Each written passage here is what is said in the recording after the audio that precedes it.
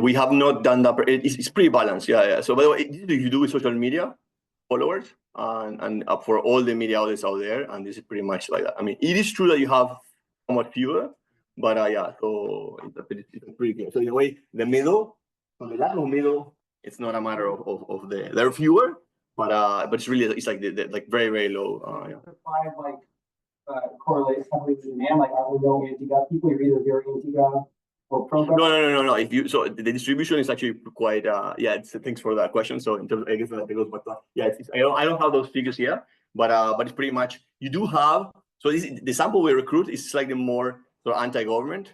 It's compared to the distribution. It's pretty even the sample, but relative to their since actually back then they were more pro KP people, it's somewhat more biased against the government. Yeah. But it's like much flatter, in a way you don't see it at all. Yeah, if anything, is the reverse. Yeah. Good. Important, if we're going back to that the previous question, if you ask, so we asked this question about what's the ideological leaning of these outlets, and so we can look at the do not knowns, sort of a baseline, and pretty much what you have is that people really don't know, like 40% of the people don't know which one is the anti-government outlet. So that's the moderate anti-government outlet. So in a way that's an important driver of this. Great. What do we do? Is there no more questions about the context? And by the way, Ahmet is the expert here, but so like I might have future questions I need to defer. But pretty much what we do is we hire this sort of. It's very hard to do this again back then, sort of as like a U.S. institution, and sort of people are really wary of the West, and sort of and essentially what we did is we hired this firm to kind of administer the project. Actually, recruitment, I'm happy if anyone wants to do something like this. Recruitment is very tricky, and we learn so much about it. So I'm happy to share the knowledge. But pretty much, we're hoping to do this within a month, and it's took 7 months. It's very hard to actually get people to do that. You cannot just basically just call them and get them to register into the app. That just never works. So essentially, what you have to do is the actual opposite. You really have to recruit people saying, look, you're gonna need to have this app for 6 months. I guess pretty much how your firm works. So basically, people really have to understand what they're getting involved with. And so pretty much, so we have roughly 6,000 participants. That was the target. We almost hit it. And so they download the app. They fill in basic information. They show actually very interested. And then we go ahead and basically conduct the baseline survey. And essentially, so what we do is a block level randomization. So essentially, we have people, we split people in the same way, like very anti-government, moderate anti-government, and so on. And then essentially, with that level of stratification per batch of people that was basically recruited, roughly every 2 weeks, we then randomly assign people to one of 6 media outlets, which are basically are very anti-government, very pro-government, and so on. We have 2 things that are not in this presentation, which basically we have a moderate, both anti and pro-government fact checker, which is a separate paper of being assigned to a fact checker versus the standard news outlet, so that the fact checkers are not in here. This is all for the standard news outlet. And pretty much, and very importantly, you can never be assigned to your baseline ideological sort of outlet. So pretty much is how it works. Essentially, you have people with baseline ideological affinity. You have news with different levels of affinity, the fact checkers in the middle, these guys are gone, and pretty much you see the diagonal in red, we never assign people. And so otherwise, those are the weights that we have over there. Our goal was really and this is kind of for the paper, to focus on really moderating people. But if we show that to people, everybody will know that we'll be assigned to a counter-attitudinal outlet. So it has to be a priori. They have positive probability to be assigned to pretty much anything. So that, they would be happy signing up on the study. And that's why we need to also have these people that potentially we push them to the extremes, right? And unfortunately that works. So you can get people to be even more extremist. So that's the appendix of the paper. Great. So what do we do? So, as I said, the first thing we do is that they have to follow the family down. They have to see a print screen, that's showing on Facebook or Twitter that they're actually doing that. We can validate this as well. I'm going to show you that later. And they're going to get 3 politically relevant headlines. And this was actually a lot of work, and Ahmet did the lion's share. And so pretty much you have to find 3 types of news that were across all media outlets that were covered very differently. So every single week. This is for 7 months. So total 1,500 news, and so we have to code them up, come up with quizzes. It's quite a bit of an involved. So you send a message saying, "Hey, keep here." Yeah, so this is basically you get a pop up, and basically these are the headlines for the week, and then you get there and they have the links. Yeah. And we have data on that, so I'll talk about it. We develop that, yeah. I mean, the firm. For the monthly quizzes, do they have to get the good results to get the money? Or? Oh yeah, so again now, so yeah, you're getting ahead. Sort of okay. I like the spirit though, so essentially these monthly quizzes. So basically, pretty much, it's like we pick a random set of news within the month, and very importantly, like the way things are designed is that we never give them the correct answer. So in a way, like they get at the end, kind of like how much they got right, but we never wanted to actually like teach them about the news by consuming the quizzes, right? Sort of, and so essentially, like all they know is basically is how many they got right, and sort of, and that's it. And nobody actually asked, like challenge the results or anything like that. Sort of, it's like and they get a baseline fee, and sort of, and then it's like and so importantly, you have to, and it's like it's very hard to get people engaged for 7 months. So essentially, especially you want to have the virtual attrition. So the control group gets the same thing with pop culture stuff. So they get payments and so on. Everybody's like very engaged. So basically, pretty much, then a participant completes 76% of the quizzes. It's a very you spend a lot of money on this, but at least people are engaged. Yeah. You have a sense of the compliance and how differentially it works based on fraud. I'm going to show you that. All that. Great. And so as I said, you will have the midline. It was mostly done basically online. We didn't have money to call everybody at midline, so we put all the money for the CATI, like the phone survey after 7 months, and sort of, and importantly, like, as I said, participants receive payments along the way, so they're very highly incentivized to do it. And so we all have a differential attrition and so on. So basically, like pick up from the administrative and the survey data. So pretty much you see that it's very consistent. These are sort of the different sort of outlets that we have, and fact checkers sort of are in the middle, so very high take up. We do have a slightly higher take up, for anti-government outlets, but like not like a massive difference. And it was very interesting, and this is basically reviewing some of the results we're going to see that for those that basically were assigned to an outlet, the 3 people, we asked them kind of how they consume information. I think pretty much you see that a lot of it is just basically being exposure on social media and the app.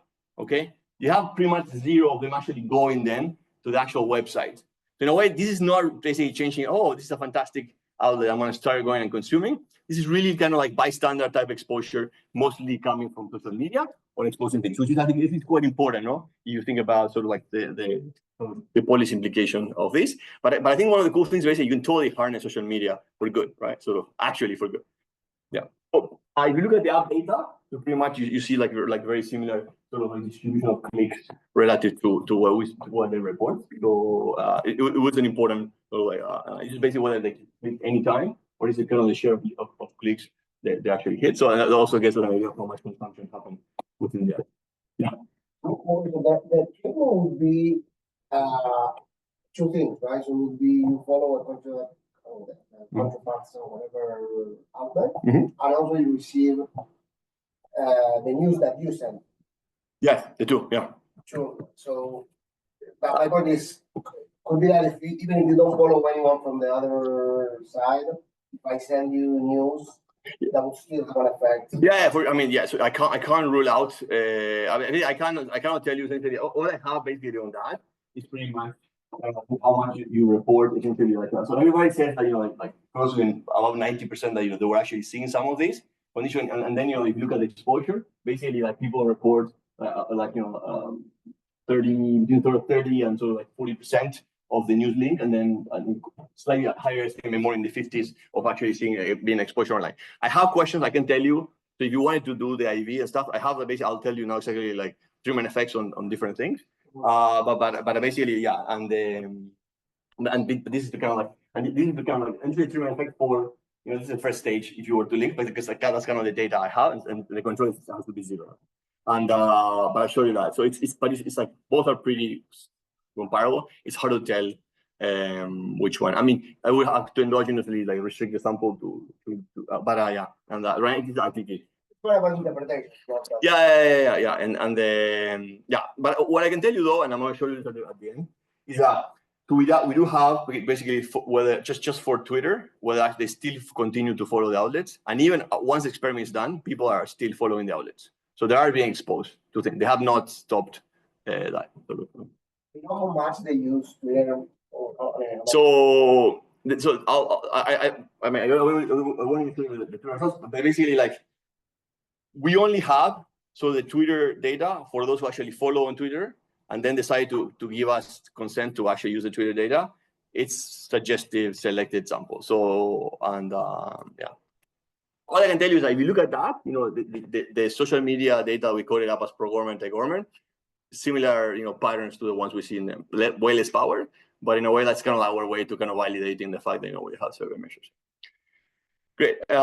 Just one more thing that's going to be relevant for later. So people say whether they think that the different outlets are biased and towards whom.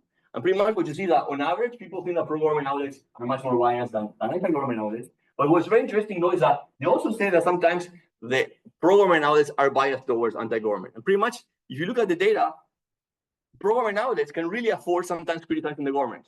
And actually they play this, being in the middle and sort of having this co-opted audience that sometimes they can afford actually sometimes, like, and this is basically how they code up also, like, you can do the same thing in terms of how they code up the different news outlets, because we ask them in the app, like, what do you think is going on with different pieces of news? And sort of, I think, and this is going to be quite interesting, essentially, like, and this is kind of like the nice thing about being them having monopoly in the middle, right? So, like, you can trash talk the government a little bit, that they won't switch to opposition, because it's very, very far to basically just get to the other side. And this is something that we're going to see in the results. So what drives trust on different media outlets. How much time do you have? 10 minutes. Oh, okay. Oops. So yeah, this is basically just I'll go quicker now. This is basically an index of following and being exposed on social media, and actually and sort of like this is just exposure. And pretty much what you see. So every plot is going to be something like that. So it's like you have basically, like, if you have assignment to, like, from anti-government with the anti-government with the pro-government, and basically you have some sort of outcome at the bottom. This is like exposure to anti-government media, and pretty much what you see, I expose you to these outlets, you have a standardized increase of this type of things of 0.7. And this is consistent also with very high takeout time. And so people do, if I split this by just different outcomes, this is pretty much the same outcome. You really get exposed to social media if you're assigned to follow one of the outlets, because 90% of them actually took up on them, and Twitter and Facebook are doing the job. They're just showing you this type of news, and they click on them. This is kind of something that's quite important. Very similar story for pro-government outlets, but you have a bit of lower takeout. This is still quite important. We see actually that you have a curve, if you want to see it this way, a lower first stage, but a much higher reduced form. So government media is going to be much more persuasive than opposition media. Yeah. And now now things turn. And so now this is basic consumption, and sort of this is basically where you actually click on those things, or more generally, like, like an independent question of like how much you have consumed from different outlets. Very, very similar patterns. So you can see how everything scale up. It's like kind of half the size, and sort of, but it's pretty consistent in terms of like what you were exposed to. So you don't have space to see here this, but trust me, we have much stronger effects when you're not ideologically far from these outlets. So essentially, like, we caught up the partisan people, which are the more extreme one, and pretty much what you see is that moderate people, like moderate outlets, have a much stronger effect with moderate people. It's very, very hard to basically like get consumption entirely across the eye, right? And sort of and exposure, which is also consistent with. And I'm just showing this for this outcome, but it's pretty something that we see throughout the project.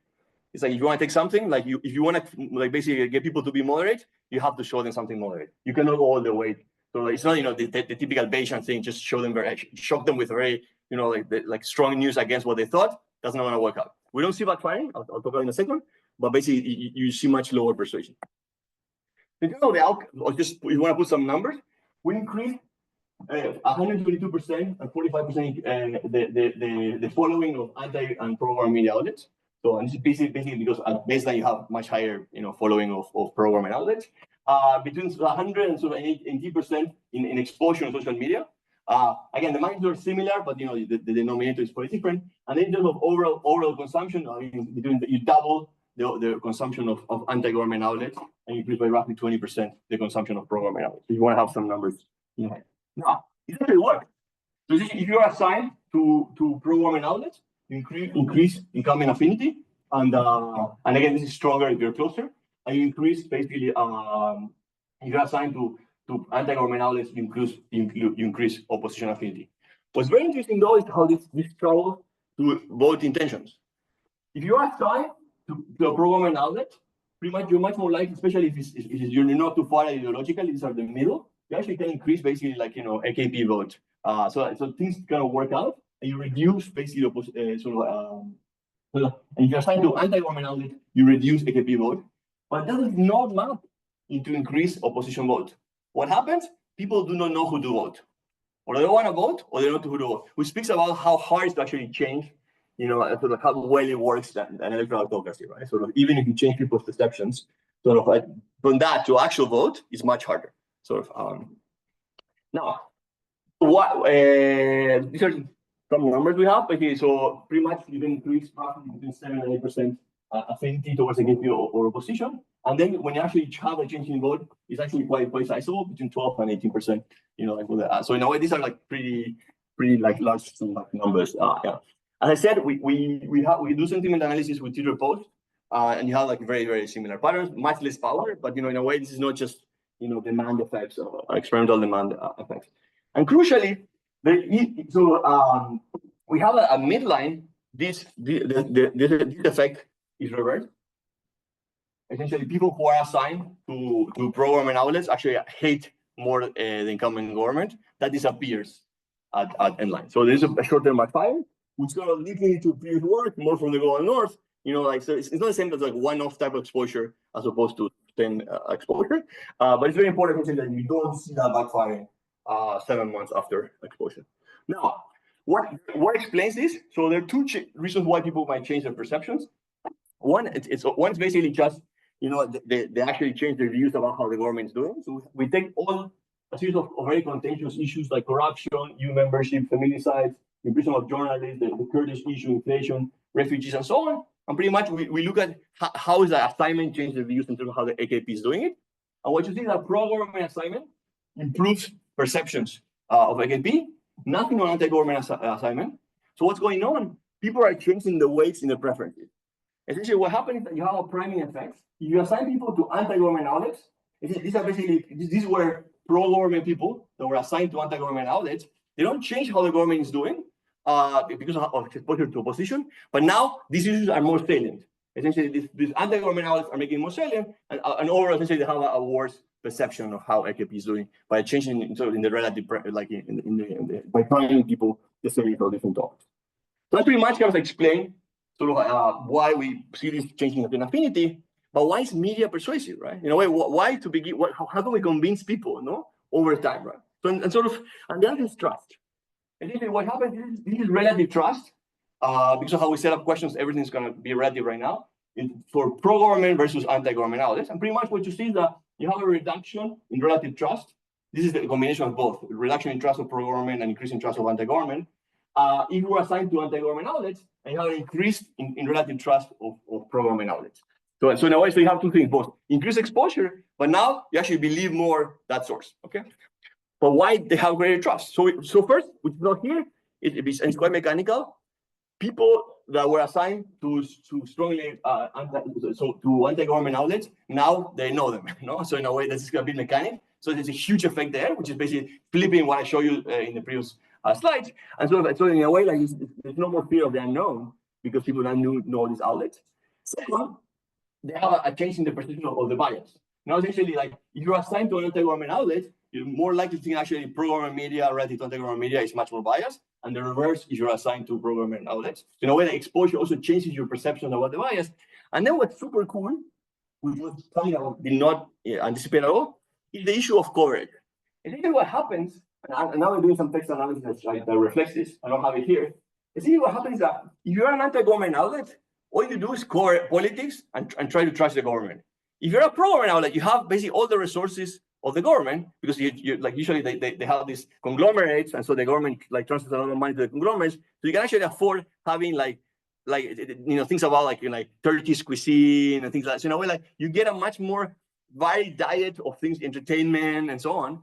And so what seems to be going on is that people really like sort of like start trusting and liking these type of outlets because it's not just yet another political thing. So it's actually I'm getting something that's kind of like nice, and so over time I grow basically how much I like these outlets. I enhance competence, and then end up like shoving me the politics, in the back, right? That's pretty much what seems to be going on, and because the like reduction in bias is so much larger for opposition.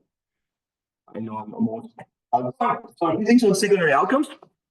So I know this is basically like what like are we, if we can change consumption, can we change more things, beyond the attitudes? The answer is pretty much no. We have very little effects on perceptions about like the democratic institutions in Turkey, whether people support Turkish democracy. If anything, like the only thing that we find is basically if you're assigned to strongly pro-government outlet, you're most satisfied with Turkish democracy. That's pretty much the only thing that can move there. Then we don't have a reduction in affective polarization in the long run. It's only in the short run.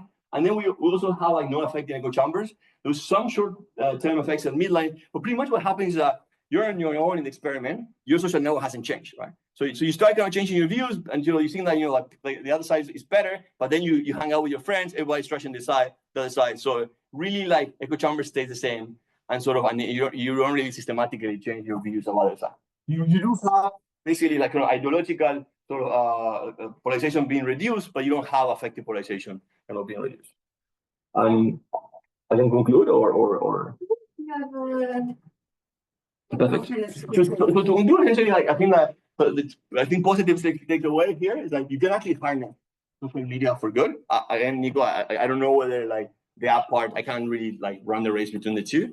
In a way that you want it ex ante, we didn't think it would work as well. So in a way, you want to have like the heaviest possible treatment to get people to shift people's consumption. But we managed to do that. But actually, and if you manage to basically shift people's consumption, you can actually change the extent to which they're ideologically polarized. And sort of, and as I said, like at the very end of the experiment, people continue you still have like a very strong treatment effect on follow on Twitter. So it's not that people disengage from this. We can reveal a bit of laziness or some measure of like real preference that like somehow being exposed to these things. It's not and important. So I did actually follow one of the outlets during the experiment, one of the outlets on Twitter, the other one on Facebook, and you do get the news. It's quite interesting how like I pretended to interact with them so that the algorithm would operate, but actually this is kind of like there. And something that's also quite important here, although we don't see the backfiring, that we see in other papers because of the sustained exposure that show up in the short term, the effects are heavily concentrated on ideologically close people. So and I think this, from a policy perspective, it's kind of very important. And then what's pretty cool, actually, we passed on the information to our kind of independent media partners, because this is a part of a bigger project trying to improve the media ecosystem in Turkey. Actually, like they should stop just focusing on politics and the donors should actually be investing on culture, like sports and so on, because that's an important driver of increased trust and people's willingness to consume those outlets.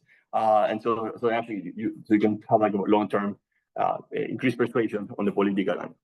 And if you want to basically change things more broadly and change affective polarization, echo chambers, we need kind of more group level treatment. So you can just have like 5,000 injection points in society and hope things to change radically. Like you need to operate at a higher level. Right? Good. Questions?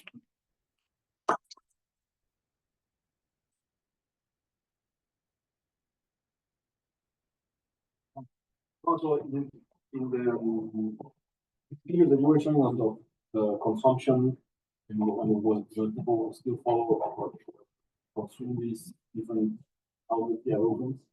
Yeah. I was wondering, this is the exact outlet that you assign them to, or do you see, for example? So I don't have it here. So here it's a pool of any basic outlet that's basically pro-government, sort of anti-government, so like everything is pooled. I can remove the assignment one. You have very similar effects.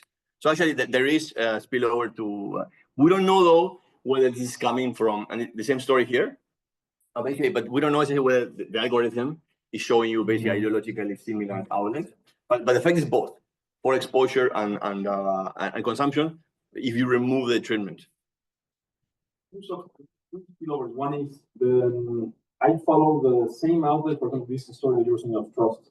I could start following the same outlet on different platforms. If I trust this outlet more, so I'm going to follow it on you're signing on Twitter, then I'm gonna do it on Facebook or something. Mhm. And the other stories I can follow on the same platform. I can follow similar, pro-government. I start liking more pro-government stuff, so I follow other. I was wondering if you can tell. Well, I mean, it's not you following, but the algorithm also showing you. So I don't know. So I can tell you. So for the I don't think we have this. We don't have this for Twitter for the long run. It was so when we didn't have the survey data. At the very end, it's really like you don't have treatment effects on other outlets. It's really the one you follow. So I think then it's mostly, I think our preferred story is mostly about the algorithm showing you ideologically proximate pieces of news. Yeah, and something important here. Like thanks for bringing me back. But essentially something that you see that is quite cool. That is actually like crowd. So if you're assigned to, which I think is, and this is consumption, not exposure. You don't see it in exposure. So which I think is also like I think it's quite interesting. Yeah. So similar to that question, but I'm wondering if the algorithm will show you different, like if you follow, let's say that you're kind of in the middle, because you find an effect mostly in the middle, right? For ideologically more proximate, yeah. If you're more or less in the middle, and I follow an outlet that is more or less in the middle, that will trigger similar, I guess, that will bring like similar kind of in the middle outlets. Probably if you follow someone that is completely unrelated to the typical channels that you have, I guess the algorithm will behave differently. Right? So kind of an outlier. So we can do this here. Essentially, for example, we can take basically if you assign to strongly pro-government people, and so these are basically like the ones that are the parties are the very, very opposition people. Still, you see that for those you're showing coefficients at the bottom, you still have an effect on exposure. So they are seeing it less so, but they are seeing it. Exposure to that specific. No, this is right now sort of this is pulling. I mean, all types, yeah. So we will have to redo this for the. I don't know what the algorithm is showing. No, we don't. But basically, this is basically what they report. Okay. They see. So we have like there's three parts of the index. Basically, have you seen for all these media outlets? We go through the whole in a random way extensive list. Which ones basically you have actually see ads on, and then this is for exposure. And then sort of how many times, and sort of and then that together with following that's the exposure index. And then for consumption is basically whether you click on it, how many times you click, and then more generally, independently from what happens on social media, I have another question like the extent to which you consume this type of news from different outlets. This is kind of the effect on exposure is similar. I mean, it's less so. So you have to look at basically the interactions and sort of it's much, for example, here it's very clear. So if you assign a very pro-government person to a very anti-government outlet, so the exposure is half, right? So it is much more muted. So you already see this muted effect on the ideological distance already showing up in exposure or like take up sort of, and yeah. So that's yeah. To what extent are the anti-government media sources associated with the praise? Because the pro-government ones have a very clear link to the Yeah, they're not. Anti-government ones, are they with the party or they? So they're not. So this is important. So in a way, like and this is like if I actually got into a fight with one of the owners of one of the anti-government outlets because in a way, like I tell them like you are anti-government, and like I'm independent, and sort of all my sources are independent and so on. Like mostly like US funded. There's one that basically has some sort of like a viewership payment, but it's like very, very small. So it's very hard to make this outlets viable. And but in a way, like they have no affiliation with any political party, and that's kind of like a bit kind of like their sales pitch in a way. Like we're really independent media, and sort of, and I'm like, dude, like I get independent coders to code your articles, and they say you're anti-government, and like the guy didn't say anything. But that's pretty much so. Like there's no way. So the ownership part really kicks in for the pro-government outlet to separate between the others. It's basically just like some are very adamant against the government, and the other one are like not as much. I was curious about with respect to the voting results. Yeah. Because you have that. Yeah. You're not being told by any candidates anymore. Yeah, So they're trashing the government not as much as compared to. I mean, this is basically, and I don't have this here. So we have coded up sort of like both blindly and not blindly. It's importantly all these articles in terms of the slant they have, and it's very clear essentially. These guys. Yeah. Yes. Yeah. This is the one. Yeah. No. Sorry. This is relative bias. Sorry. Let's go. Yes. This one. Yeah. Yeah. So yeah, you can get program more KP. Yeah. Yeah, because you have to really uncertain there on the people who are the opposition support. Yeah. So we would like to see this basically being pushed. Yeah. So if you split this, it's mostly people that. So we have basically a way you're not going to vote or not. It's noisy, but pretty much this is driven by the people that do not know who they're going to vote for. Yeah. So because they're not even getting any information about candidates anymore. No, this is what I was saying. Essentially, if you code these things up in terms of what are the different sort of topics and so on, like they still get the politics. Yeah. No, in a way, like these all are basically, as I was saying, like these are political outlets. So you're getting mostly politics, which is kind of the problem of like why this alienates some of the programming people, right? And that's kind of a bit of the policy recommendation. Maybe like try to talk about cuisine and things like that. Super cool, and an amazing amount of work, I'm sure. You showed that like uptake wasn't like varying by tutor, but what about differential attrition in the online survey? No, that's balanced. Yeah, we have yeah. That seems like we spend a lot of money on having them very actively. So exposure changes though. If you're assigned to a much more strongly up, like from one extreme to another, you would assume that people would have tried to higher rate, right? So no, but the issue is basically is that they take up less, basically in terms of following things, but they're still involved in the study. They actually stay involved. Yeah, exactly. So that you can still, because you can make money out of being in the study. Like, so in a way, like yeah. So I mean, yeah, you cannot condition on that, right? Yeah. Regarding the recruitment, I'm just wondering in which way was it done? Would it be possible that maybe the people participating in that might be already more open to like another point of view? Like, were you asking them first of all, or like, do you listen to or do you watch multiple medias or not? So this social media recruitment. So in a way, and this you have like lots of isolated areas of Turkey where like very pro-government that are not part in our study. This is an important. These are more. So as I said, compared to the population, we have a somewhat richer, more like more pro-opposition type sample. So in a way, that's basically the sample we're operating with. Yeah. But again, I think it's kind of the point here is that this is also a type of target you would have essentially, like if you wanted to scale this up, sort of, and you were to basically to enroll people through different similar mechanisms, it's like people who are gonna be involved on social media, and they're gonna be like, oh, this is raffle. If you start following some outlets and so on, this is a similar pool, sort of. Yeah. So anyway, like we don't want to claim massive external validity, but like we don't think we're that off. Really. So back on the opposition, I was wondering, can you, so I'm not sure what that question was, but can you distinguish between I do not know about this candidate from I just don't know who I should vote for in terms of as being like No, everybody knows the party. This is about the outlets, so they don't know certain outlets at baseline. The candidate, the parties are super clear. Yeah, but there are many opposition parties. They just don't know which one. So the way, we get on the list. So in a way, they say. Can this be? So that's my question. Can this be a coordination plan? They just don't know which opposition candidate. Yeah, but these are any. So, but this is vote for any. This is vote like for any opposition. Yeah. This is not. I think it's like the main one, CHP. Sort of.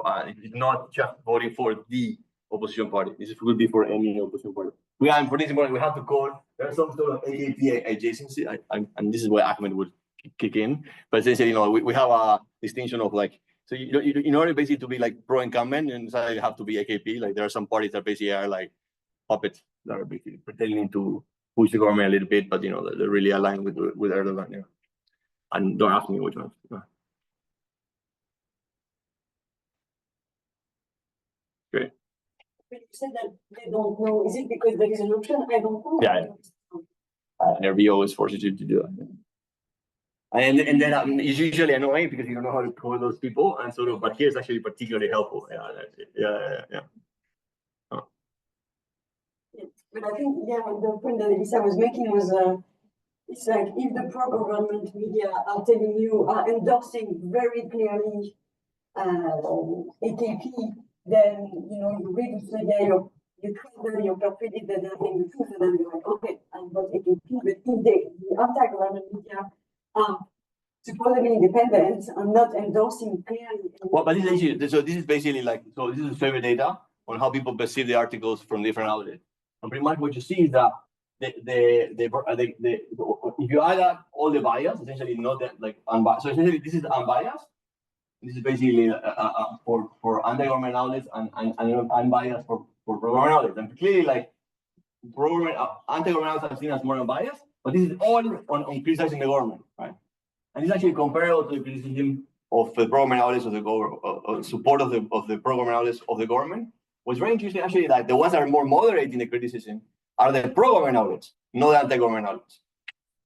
So the actual like bias towards the same ideological side is very consistent across the two.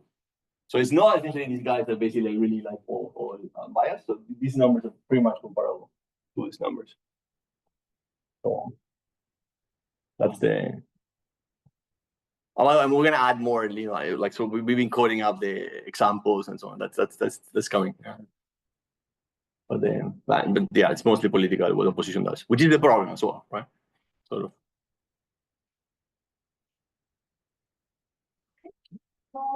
One last question, maybe? Also, just one more thing on that. So what's interesting here is that you do have the change in attitudes, right? But it's not that you're not changing people's attitudes, right? So it's actually quite comparable. But this is just not mapping into voting preferences, right? Which, yeah. I guess the question is, people unsure or are they unsure their vote is going to? Well, they say that they're unsure. What we have is that they're unsure who they would vote for. We don't ask why. We never anticipated this. So we expected the whole cultural chain to be. Yeah. So I mean, I can get into specific things, but basically, like I think in a way, like it's really about like, you know, like you have people's preferences, sort of like prior beliefs, and so certainty around it. I think essentially, like, you know, it's like things are much tighter for around AKP. It's much more uncertain than the other things. So you push people a little bit, and then, you know, then unfortunately we don't have the second moment or the beliefs. But what have been very cool here is to understand this level of uncertainty, you know, in a direct question. And kind of my guess is basically what happens is that they just, you know, the level of uncertainty kind of goes up. Right now we just have the do not know question, and yeah, and that's basically what you can do. Yeah. It's just a very long survey because we have to ask all this consumption stuff, and so you're gonna have to sacrifice a ton on other things. Yeah. But. Okay, well, on that note, thank you so much. Well, I have to thank you for the invitation. But yeah. Thanks everyone for coming. As usual, we have a little cocktail with drinks and appetizers in the room next door. So everybody's welcome to stay.